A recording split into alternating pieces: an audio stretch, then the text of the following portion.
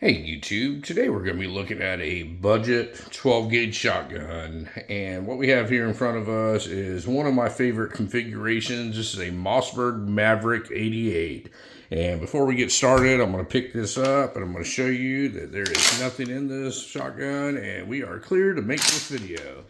So what do we have here? We have a Mossberg Maveric 88, and a lot of people wonder what this is. Well, this is a gun that gets overlooked a lot when people are looking for a 12 gauge shotgun.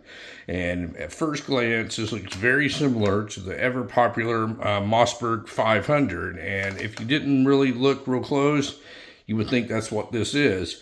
Well, it's very similar, and I'm going to show you some of the differences and some of the advantages of picking one of these up. If you were looking for a pump shotgun for use, what I use this for is for home protection. So one of the things that I like about this particular configuration is this is a 20-inch barrel, and it has the long extended magazine tube on it. So this has a capacity of 7 rounds in the magazine tube and 1 in the chamber. So this will actually hold 8 rounds of 2 3/4 inch shotgun shells, which is a pretty high capacity for a pump shotgun. Now, the differences in the Maverick 88 and the Mossberg 500 is the big difference is the price. This is about half price what you would pay for a Mossberg 500, and a lot of people wonder how they're able to do that. Well, the way they're able to do that is this is assembled in Eagle Pass, Texas, and it says that right here on the bottom. Let me see if I can get this to focus a little bit. But it says Maverick Arms, and it says Eagle Pass, Texas. Now, it is assembled in the United States, but there are parts that are made in Mexico. So a lot of people know that when you buy parts outside the United States, you get them cheaper, and you're able to produce a firearm or anything that's a little bit cheaper than what it would cost if it was all made in the United States. But this is an American-made, made in the USA firearm. Now, one of the other differences is the finish. In the Maverick 88, they only offer this in a blued finish. And when you get a Mossberg 500, they only come in parkerized or nickel. And if you want to know the truth, I think this is a better looking finish than the Mossberg 500. That's just my opinion, though. I really like this blued. Kind of gives you a little bit of shine to it. It's a really good finish on this. Now, both of them, the 500 and the Maverick 88, have a polymer trigger group. I know a lot of people don't realize that, but they're both made out of polymer, and they've both been known to have problems.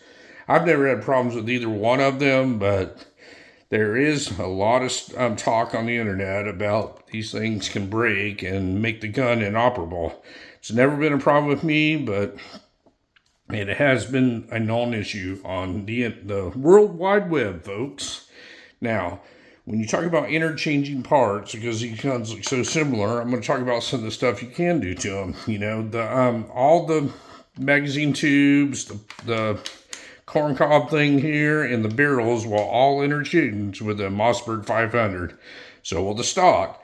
One of the things that will not interchange is this trigger group. You cannot interchange trigger groups because they're completely different. But everything else will work between a Maverick 88 and a Mossberg 500.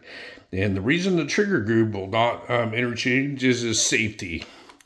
They both have safeties on them, but the Maverick 88 comes with the cross bolt safety here, and Maverick or the Mossberg 500 has a tang safety on top.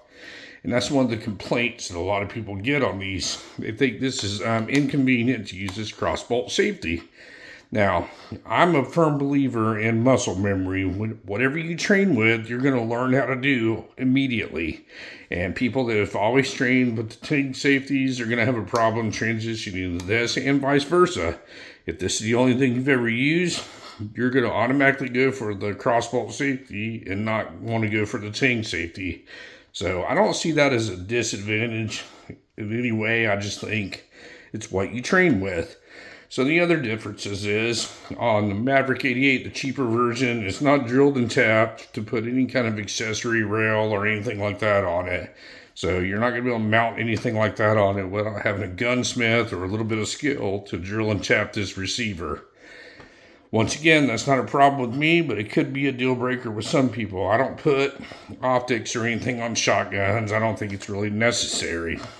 Now, with the Maverick 88, it doesn't come with a heat shield on it, and some of the Mossberg 500s do.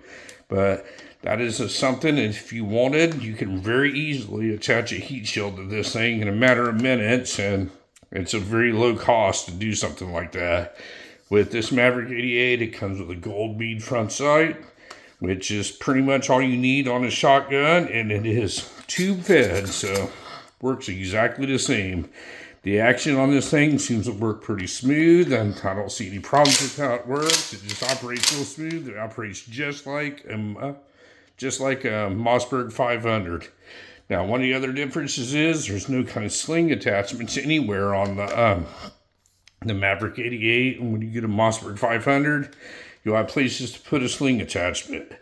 Once again, folks, very easy to buy really cheap sling attachments and stick them on here, and it fixes the problem right away. I personally do not have a sling on this because I don't carry this around anywhere, but this is a real good option. I really like this configuration with this long magazine tube on it. It served me well. It's never gave me one bit of malfunction to it, and if it did, I would surely tell everybody on here that maybe to steer clear of it. What I compare this to, like with handguns, I did a video on a Taurus G3C, and I compared it to a Glock, and it's about the same price difference. The Taurus is about half price of the Glock, and I showed everybody all the differences and stuff like that, and I don't see any performance difference or any type of advantage of spending the more money to buy the more expensive gun, and this is true with this one also. Now, there are certain things that people just can't overcome, like the safety. If they're used to using the tank safety, well, you're not going to be able to do anything about that. Or if you're really hell-bent on putting an accessory rail on it, well, I mean, you might want to go with the Mossberg 500. But they're both made in Eagle Pass, Texas. They're being made in the same plant. This one just happens to be made of some less expensive parts, and it has what I think is a better finish on it. It actually looks better than the Mossberg 500, but once again, that's just my opinion. But anyway, let me know what y'all think. If anybody's had any experience with the Mossberg 500 or the Maverick 88, if you see any problems with this, or if you don't think this is a great gun, you know, if you think 500 is a better one, let me know. I'd like to hear from you. But anyway, folks, thank you very much for watching my video today, and you folks have a great day.